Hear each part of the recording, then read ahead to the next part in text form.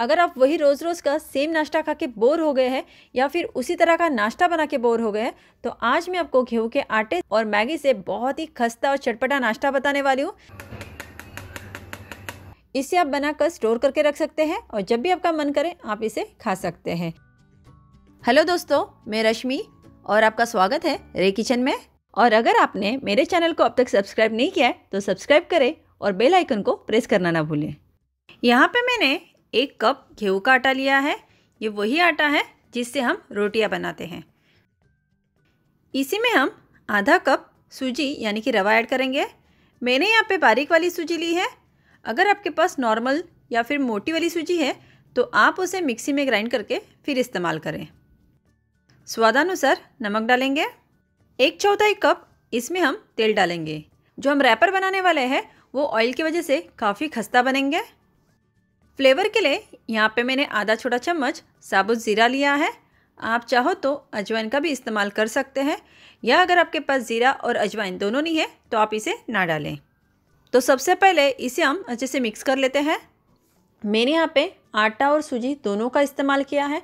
आप चाहो तो आटा और मैदा दोनों का इस्तेमाल कर सकते हैं या फिर सिर्फ आटे से भी इसे बना सकते हैं। सूजी यहाँ पे इसे बहुत ही ज़्यादा क्रिस्पी बनाएगी और खाने में हेल्दी भी होती है, तो इसलिए मैं इसका इस्तेमाल कर रही हूँ। तो यहाँ पे मैंने आधा कप हल्का गर्म यानी कि वार्म वाटर लिया है। इस रेसिपी के लिए हमें हल्का गुनगुना पानी का ही इस्तेमाल करना है। पानी जो है हम एक साथ नहीं डालेंगे, थोड़ा थोड़ा करके पानी डालेंगे और इसे मिक्स करते जाएंगे। इसे हमें आटे की तरह गूंदना नहीं है और ना ही इसे एकदम लिक्विड फॉर्म में बनाना है। ये देखिए कुछ ये इस तरह से आपको नज़र आएगा। अब हम इसे ढक देते हैं और 10 मिनट के लिए इसी तरह से किचन काउंटर पे छोड़ देंगे। जब तक हमारा मिक्सचर जो है रेस्ट कर रहा है हम बाकी के प्रोसेस कर लेते हैं। गैस पे मैंने सॉस पैन चढ़ाया है। इसमें हम लगभग 2 गिलास पानी ऐड करेंगे और पानी में उबाल आने देंगे। स्टफिंग के लिए मैंने यहाँ पे कुछ सब्जियाँ ली है। थोड़ा सा यहाँ पे मैंने कैबेज यानी कि पत्ता गोभी लिया है। आप चाहो तो यहाँ पे कॉर्न, शिमला मिर्च, जो भी सब्ज़ी आपके पास अवेलेबल है आप उनका इस्तेमाल कर सकते हैं।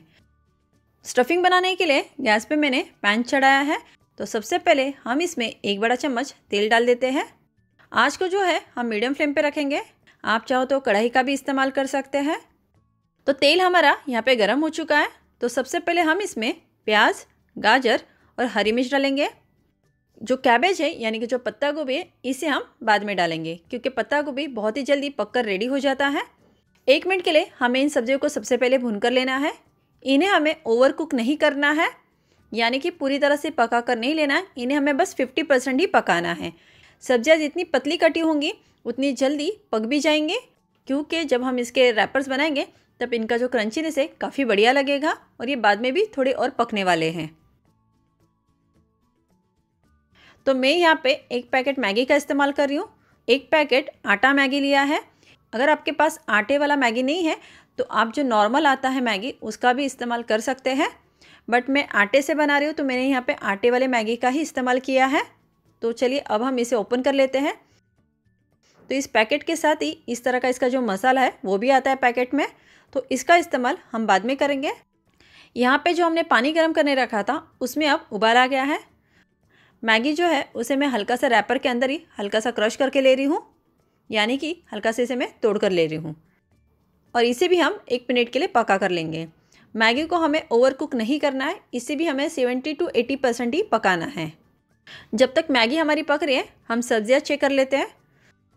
यहाँ पे हमारा जो प्याज और जो गाजर है वो हल्की भून चुकी है। तो चलिए अब हम इसमें पत्ता गोभी ऐड कर लेते हैं। अब हम इसमें स्वादानुसार नमक ऐड कर लेते हैं और इसे भी सब्जियों के साथ हल्का सा भून लेते हैं।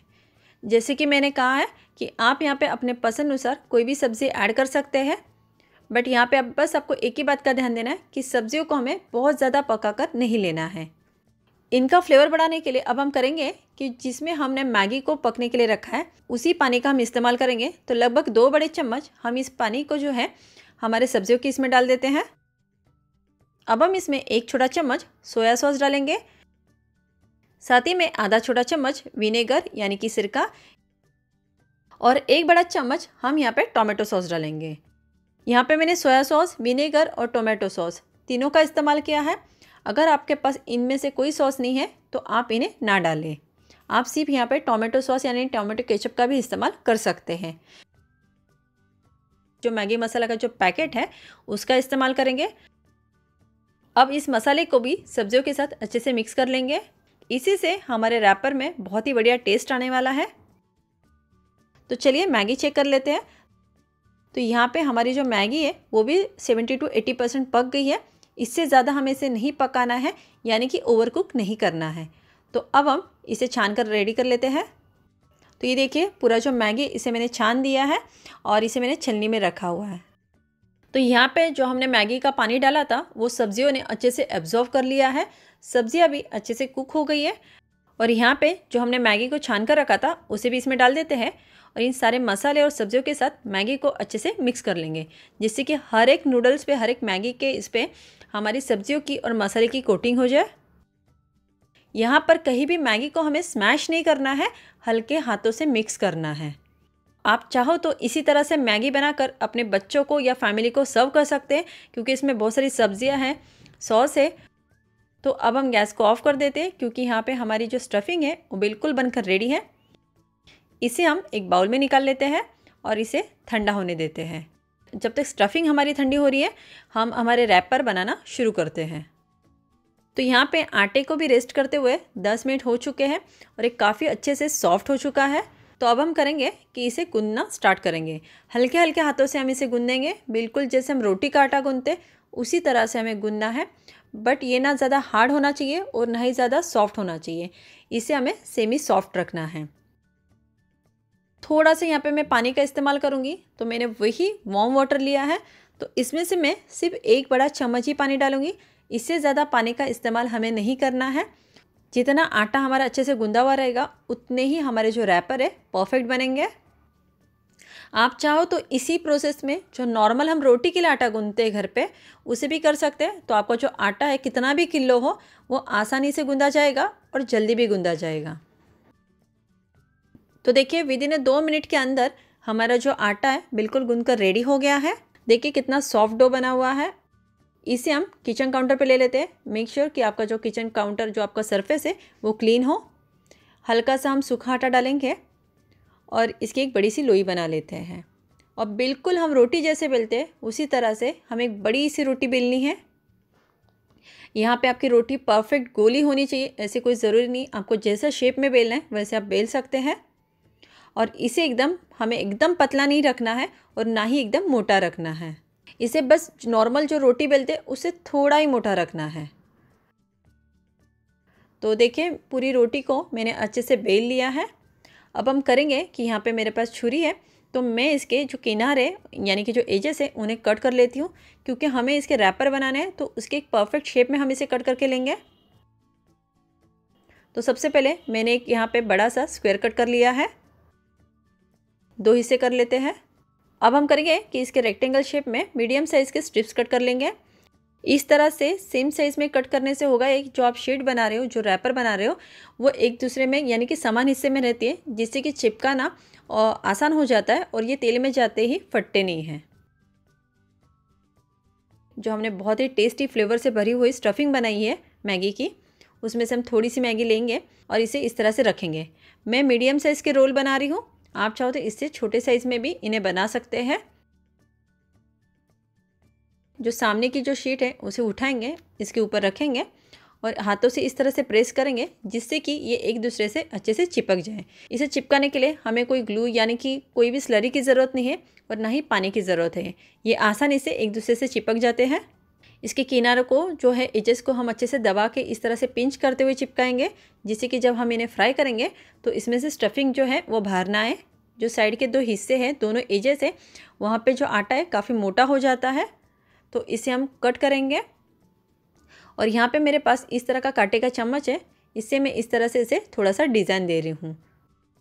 तो यहाँ पे मैंने प्लेट लिया है, इसमें मैंने थोड़ा सा सूखा आटा डाला हुआ है, इसे रख देते हैं और इसी तरह से बाकी के भी हम रेडी कर लेते हैं। और आप चाहो तो इस तरह से बनाकर इन्हें फ्रिज में स्टोर करके रख सकते हैं। फ्राई करने के लिए गैस पे मैंने तेल गरम करने रखा है। तेल जो है हमें बहुत ज़्यादा गर्म नहीं चाहिए और ना ही बहुत ज़्यादा ठंडा चाहिए, ये मीडियम हॉट होना चाहिए। तो ये देखिए बबल्स आ रहे हैं, यानी कि तेल जो है परफेक्ट गर्म है।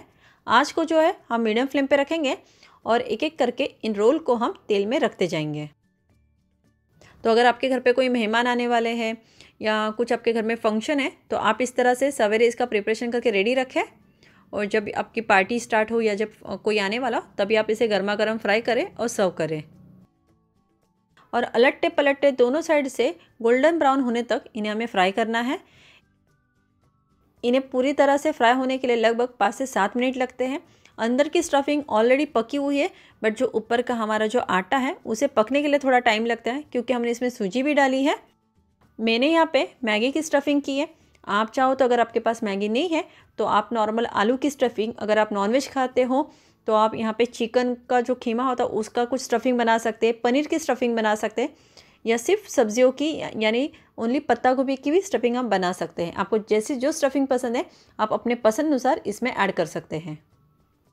आप देख सकते हैं कि दोनों तरफ से इवनली कलर आ चुका है और ये अच्छे से पक भी गए हैं। तो चलिए अब हम इन्हें टिश्यू पेपर पे निकाल लेते हैं। और आप देख सकते हैं कि फ्राई करने के बाद, इन्हें डीप फ्राई करने के बावजूद भी हाथों में बिल्कुल भी तेल नज़र नहीं आ रहा है। आप इसे सॉस के साथ, चटनी के साथ या फिर मेरी तरह शेजवान चटनी के साथ इन्हें सर्व कर सकते हैं। खाने में बहुत ही बढ़िया लगते हैं। उम्मीद है आपको ये रेसिपी पसंद आई होगी। तो मुझे लाइक और सब्सक्राइब करना ना भूलें और ये रेसिपी ज़रूर ट्राई करें।